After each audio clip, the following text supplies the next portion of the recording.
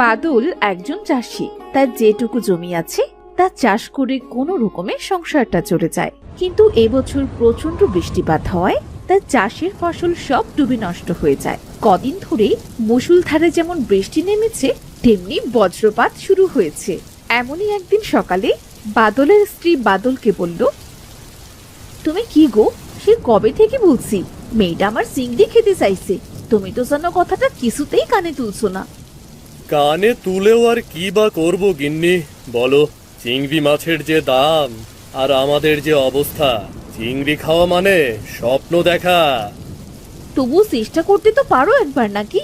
মেয়েটা আমার রাতে না খেয়েই ঘুমিয়েছে। আচ্ছা, বৃষ্টিটা একটু কমুক, তারপর নদীতে গিয়ে দেখি কোনো চিংড়ি পাই কিনা। কিছু সময় পর বৃষ্টি কম হলে বাদল তার স্ত্রীকে ডেকে বলল, গিন্নি, ও গিন্নি, ঘর থেকে জালটা এনে দাও দেখি। বাইরে বৃষ্টিটা তো কমলো, এইবার নদী থেকে ঘুরে আসি। এই নাও তোমার জাল, তুমি ফিরে এলেই দুপুরে রান্নাটা বসাবো, বুঝলে? যদি কিছু চিংড়ি পাও তবে আর চিংড়ি মাছের বড়া তুলবো, আর সাথে খিচুড়ি। আচ্ছা আচ্ছা, বেশ।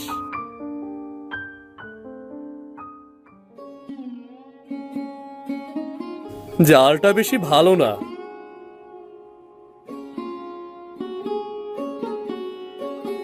জালটা বরং এখানেই ফেলি। বাদল বেশ কিছু সময় নদীতে জাল ফেললো, কিন্তু তার জালে কোনো মাছ উঠল না। না, একটা চিংড়িও তো জালে বাঁধলো না। বাড়িতে গিয়ে মেয়েটাকে এবার কি বলবো? এই শেষ আরেকবার জালটা ফেলে দেখি তো। না, এবারও একটা মাছও জালে আসলো না। সেই সকাল থেকে জালটা টানছি। হায় সৃষ্টিকর্তা, তুমি তো একটা চিংড়ি অন্তত মেয়েটার জন্য জালে দিতে পারতে।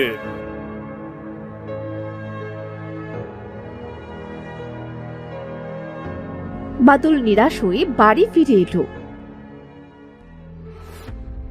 কি গো, ফিরলে বুঝি? কই চিংড়ি কই? ওমা, একটাও চিংড়ি পাওনি বুঝি? না গো গিন্নি, একটা চিংড়িও পাইনি। তুমি চিন্তা করো না, কাল আমি আবার নদীতে গিয়ে আমার মেয়েটার জন্য চিংড়ি ধরে আনবো। না বাবা, আমার আর চিংড়ি মাছ লাগবে না। তোমার আগে অনেক টাকা হোক, তারপর না হয় আমরা রোজ চিংড়ি খাবো। কিরে দাদা, বাবাকে বল না। হ্যাঁ বাবা, তোমার কষ্ট করে নদীতে আর চিংড়ি ধরতে হবে না। তুমি ভিজে কাপড় ছেড়ে শুকনো কাপড় পরে ঘরে এসো।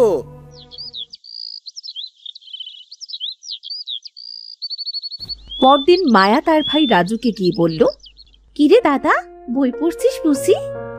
হ্যাঁ রে বোন, আয় বস এখানে। দাদা জানিস, আমার না আজ আবারও চিংড়ি খেতে খুব ইচ্ছে হচ্ছে। চল না দাদা, আজ তুই আর আমি গিয়ে নদী থেকে কিছু চিংড়ি ধরে আনি। না না বোন, এখন তো নদীতে ভরা পানি, কোনো চিংড়ি পাওয়া যাবে না। শুনেছি বটতলার নিচে যে ফেলানো গর্তটা আছে না, তাতে নাকি অনেক চিংড়ি আছে। চল আজ একবার গিয়ে দেখে আসি। আচ্ছা দাদা চল, তবে মাকে কিন্তু বলা যাবে না, বললে তো যেতে দেবে না। চুপি চুপি বের হতে হবে। তারা দু ভাই বোন বাড়ি থেকে বের হয়ে রাস্তা দিয়ে হাঁটতে লাগলো। এই দাদা, যদি অনেকগুলো চিংড়ি মাছ পাই তবে চিংড়ির বড়া, চিংড়ির শুটকি, চিংড়ির মালাইকারি আর চিংড়ি ভাজা দিয়ে এই মেঘলা দিনে মাকে বলবো খিচুড়ি রান্না করতে।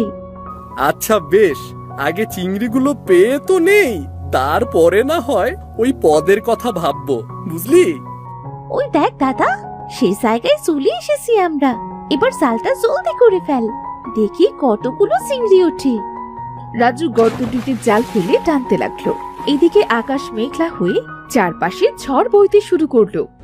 এই দাদা, তাড়াতাড়ি জাল টান, দেখ ঝড় বইছে, এখনই বৃষ্টি শুরু হবে।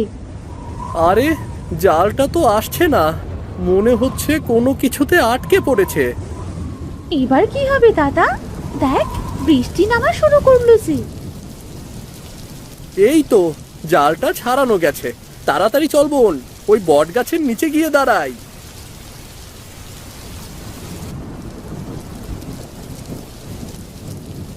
ও মা দাদা, দেখ কতগুলো চিংড়ি বেঁধেছে। চিংড়ির কথা পরে ভাববি, আগে চল এখান থেকে। এই দাদা, আমার না খুব ভয় করছে রে। এবার বাড়ি ফিরবো কি করে? চারপাশে অন্ধকার হয়ে এলো। এমনি শুনেছি বটগাছে নাকি ওনারা থাকে। যদি সত্যি সত্যি এবার নেমে আসে। ওনারা মানে ভূতের কথা বলছিস নাকি? হ্যাঁ দাদা, ওদের নাম নিস না। শুনেছি নাম নিলে নাকি ওনারা সামনাসামনি চলে আসে। আরে ধুর পাগলি, কে বলেছে তোকে এসব কথা? আমাদের কিচ্ছু হবে না। এই তোরা কারা রে? এই ঝড় বৃষ্টির মধ্যে গাছতলায় কি করিস? তোদের কি মৃত্যুর ভয় নেই নাকি রে? দেখ দাদা, ভূত! এবার কি হবে দাদা? আমরা একটা দৌড় দিই। না না, ভূত তো আমাদের থেকেও বেশি দৌড়তে পারে। এবার আমাদের ঘাড় মটকাবে। এই তুই থাম তো, এত ভয় পেতে নেই। কে তুমি? সামনে এসো। আসলে আমরা মাছ ধরতে এসে বৃষ্টিতে আটকে পড়েছি। ও বুঝলাম। তবে তোরা কি আমায় একটু সাহায্য করতে পারবি? তুমি আগে সামনে এসো তো, তারপরেই না হয় সাহায্যের কথা ভাববো। তোরা আমায় চিনবি না। ওই দূরে দেখছিস না, ওটাই আমার বাড়ি। আসলে এই ঝড় বৃষ্টিতে আমার ঘরটা ভেঙে পড়েছে। একটা মানুষ খুঁজছি ঘরটা ঠিক করাবার জন্যে, কিন্তু কাউকেই সে খুঁজে পাচ্ছি না। ওমা, ঠাকুমা তুমি? আমি তো খুব ভয় পেয়ে গিয়েছিলাম। তা এত ভয় পাওয়ার কি আছে? তোরা কি একটু যাবি আমার বাড়িতে? যদি একটু সাহায্য করতি তবে সে খুব উপকার হতো। আচ্ছা চলো ঠাকুমা, তোমার ঘরটা ঠিক করে তবেই বাড়ি ফিরবো। আচ্ছা ঠিক আছে, তাহলে আয় আমার পিছু পিছু। দাদা, এই বুড়িটাকে আমার সুবিধে মনে হচ্ছে না। যদি ডেকে নিয়ে আমাদের সব মাছ খেয়ে ঘাড় মটকে দেয়, তখন কি হবে রে? আরে না, কিচ্ছু হবে না, চুপচাপ হেঁটে চল। তাছাড়া বৃষ্টিতে এভাবে ভেজার চেয়ে বুড়ির সাথে যাওয়াই ঠিক, বুঝেছিস? এই দেখ, এইটাই আমার বাড়ি। ওই চাল ফুটো হয়ে ঘরের ভেতর পানি পড়ে। শান্তিতে একটু ঘরেও থাকতে পারি না। চালের উপরে উঠে চালটা একটু ঠিক করে দিবি? হ্যাঁ ঠাকুমা, দাঁড়াও, আমি এক্ষুনি তোমার ঘরের চাল ঠিক করে দিচ্ছি। ঠাকুমা, এবার দেখো তো তোমার ঘরে জল পড়ে কিনা। একদম ঠিক আছে, আর কোনো পানি পড়ছে না। এবার নেমে আয় রে, খুব বড় উপকার করলি বাসা। আয় ঘরে আয়। দাদা, বৃষ্টি তো এখনো থামছে না। বাইরে খুব বৃষ্টি আর বজ্রপাতও হচ্ছে। এবার কি করে বাড়ি ফিরবো? এই ঝড় বৃষ্টির ভেতরে বাড়ি যাবে কিভাবে? বৃষ্টি থামলে তবেই বাড়ি ফিরিস। তোদের দুজনার মতো আমারও নাতি নাতনি আছে। ওরা তো আমার কাছে থাকে না, অনেক দূরে থাকে। তবে ওরা মাঝে মাঝে বেড়াতে আসে। ও বুঝলাম এবার। আচ্ছা ঠাকুমা, তুমি কি বাড়িতে একাই থাকো নাকি? একা নয় তো আমার সাথে কে থাকবে শুনি? আপন বলতে যে আমার কেউ নেই। তোমার একা থাকতে ভয় করে না? ভয়? ভয় আবার কিসের? আমার ওসব ভয় টয় করে না। সারাদিন ধরে তোদের সাথে জমিয়ে গল্প করবো ক্ষণ। ঠাকুমা, জালটা তবে এখানে রাখলাম গো। যা রেখে যা, আর আমিও আমার হাতের কাজটা সেরে নিই।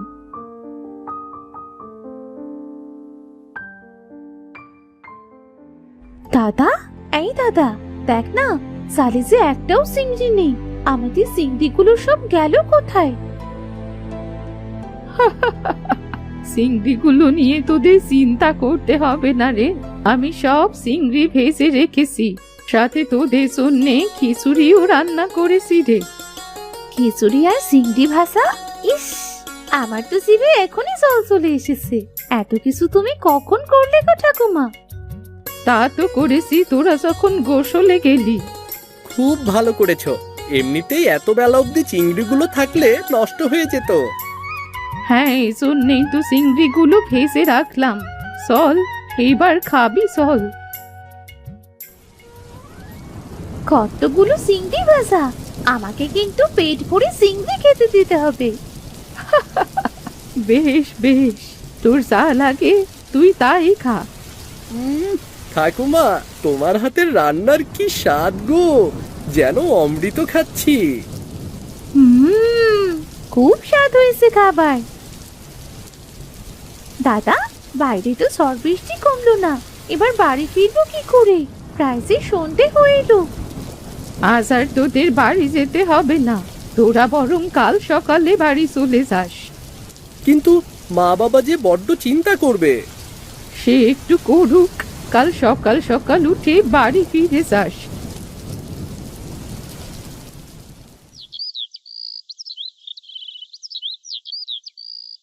পরদিন সকালে মায়া ও রাজু ঘুম থেকে উঠে বাইরে বেরিয়ে এলো। তোদের ঘুম ভাঙলো বুঝি? হ্যাঁ ঠাকুমা, আজ আমরা আসি গো, অন্যদিন আবার দেখা হবে। জানি না বাড়িতে মা বাবা কি করছে। অন্যদিন আবার কোথায় পাবি আমায়? আমি কি আর এক জায়গায় থাকি? এইটা তো তোমারই বাড়ি বুড়িমা, তুমি তো এখানেই থাকো। না না, আসলে কাল আমি তোদের মিথ্যে বলেছিলাম। তোরা যদি আমায় ভয় পাস, এই জন্যে। আমি কোনো সাধারণ মানুষ নই রে, আমি তো একটা পেতনি। কি যাতা বলছো? ওগো ঠাকুমা, তুমি কেন পেতনি হতে যাবে? মিথ্যে কথা বলছি না গো বাসা, আমি আমার রূপে ফিরলে তোরা আবার ভয় পাবি না তো? তুমি তো অনেক ভালো ঠাকুমা, তোমায় দেখে ভয় পাবো কেন? আচ্ছা বেশ, তবে দেখ তাহলে। এবার বিশ্বাস হলো তো আমি যে পেতনি? হ্যাঁ, তা তো হলো, কিন্তু তুমি পেতনি হয়েও এত ভালো কেন? আর আমাদের এ বাড়িতেই বা কেন নিয়ে এলে? আসলে কাল তোদের দু ভাই বোনকে ওভাবে ভিজতে দেখে আমার খুব মায়া লাগছিল, আর তাই তো তোদের মানুষ রূপে তোদের এই বাড়িতে নিয়ে আসি। তুমি খুব ভালো গো ভূত ঠাকুমা, তুমি ভূত হয়েও আমাদের কত যত্ন করলে। এই নে, এই কৌটোটা রাখ। এটা কিসের কৌটা গো ভূত ঠাকুমা? এইখানে কিছু চিংড়ি মাছের খাবার আছে। এই খাবার থেকে এক চিমটি যদি নদীর জলে দিস, তবে সেখানে অনেক বড় বড় চিংড়ি এসে হাজির হবে। এটা মায়াবী চিংড়ি খাবার। সেই চিংড়ি বিক্রি করলে দেখবি তোদের সংসারটাও দিব্যি ভালোভাবে চলে যাবে। এতটুকু খাবার? এতটুকু খাবার তো কি হয়েছে, সারা জীবনেও এই খাবার ফুরোবে না গো। এই কৌটোটাকে ধর। তোমাকে অনেক ধন্যবাদ গো ভূত ঠাকুমা, আজ আসি তাহলে আমরা। রাজু ও মায়া ভূতপুরীর কাছ থেকে বিদায় নিয়ে বাড়ি ফিরে এলো। বাড়ি এসে দেখলো তাদের বাবা মা খুব কাঁদছে। কোথায় গেল আমার ছেলে মেয়ে দুটো? খুঁজতে তো আর কোথাও বাকি রাখিনি। ওগো, আমার ছেলে মেয়ে দুটোর কি হলো? ওরা কি আর কখনো ফিরবে না? মা, তুমি এত কাঁদছো কেন? এই দেখো মা, আমরা ফিরে এসেছি। তোরা তোরা এসেছিস? কোথায় ছিলি কাল থেকে? সে অনেক লম্বা ঘটনা মা, দাদার কাছ থেকে শুনে নাও। দাদা, দাদা বল না বাবা মাকে। আমরা কত চিন্তা করছিলাম জানিস তোরা? এটা অন্যায় সেটা বুঝতে পারছি বাবা, তবে আমরাও যে বিপদে পড়েছিলাম। কি বিপদে পড়েছিলি বাবা? এরপর রাজু তাদের সাথে ঘটে যাওয়ার সমস্ত ঘটনা তার মা বাবাকে খুলে বলল।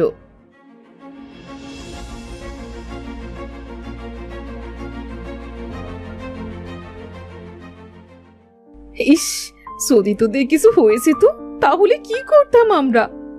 কিছু হয়নি তো মা। বাবা, চলো না বাবা, নদীতে এই খাবারগুলো দিয়ে দেখি কতগুলো চিংড়ি আসে। হ্যাঁ চল, যদি দুটো চিংড়ি পাওয়া যায় তবে বিক্রি করে কিছু প্রয়োজনীয় জিনিস কিনতে পারবো। চল না। আমাকেও তোমাদের সাথে নিয়ে চলো, অমন দৃশ্য দেখার সে তর সহ্য হচ্ছে না। তারা সবাই মিলে নদীর ধারে গেল। রাজু সেই কৌটো থেকে এক চিমটি খাবার নদীর জলে দিতেই সেখানে চিংড়ি মাছে কিলবিল করতে লাগলো। হ্যাঁ তো চিংড়ি, মা গো মা, এ যেন মনে হচ্ছে নদীর সব চিংড়ি এখানে এসে হাজির হয়েছে। এরপর বাদল ও রাজু একে একে সব চিংড়ি ধরে বাড়ি নিয়ে এলো। বাবা গো বাবা, এত বড় চিংড়ি, এত বড় চিংড়ি তো আমি কখনো দেখিনি। মা শোনো, আজ কিন্তু এই চিংড়ি ভর্তা, চিংড়ি ভাজি, চিংড়ির মালাইকারি করবে। আমি এখন থেকে রোজ চিংড়ি খাবো মা। খাদুক একটা। আচ্ছা শোন, আজকের চিংড়ি সব তোর, তুই যত খেতে পারিস। তুই খেয়ে থাকলে তবেই হাটে নিয়ে যাব, বুঝলি? কি মজা, কি মজা! মায়া খাবে সবগুলো চিংড়ি ভাজা।